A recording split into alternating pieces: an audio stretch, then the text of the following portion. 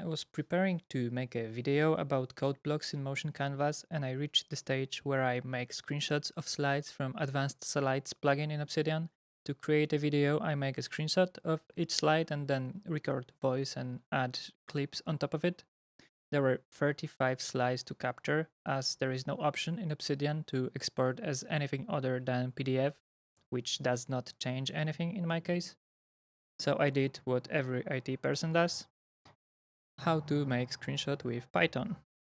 I will spare you a dozen of minutes of searching for a modern solution, as most responses to my problem were out of date or bulky, to say at least. Finally, I found my savior, which was even older, but Selenium library is still developed and solution was easiest. So I fired up Visual Studio Code and did a thing. This is my code. To simplify things a little bit, I created two variables for max slide count and address in case I would need it.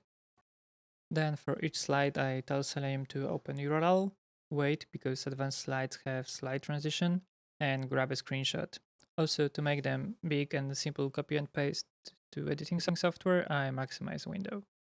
After that, we are left with closing our browser. Now we can go to folder with screenshots. It will be the directory you run script from. You can obviously specify that this part and provide whole path, but I'm lazy and it's easier to run it from correct place or do it multiple times if you forgot. That's all from my side. Thank you for your attention and have a great rest of your day. Also, there's a little clip with what happens when you forgot to add sleep or any kind of delay.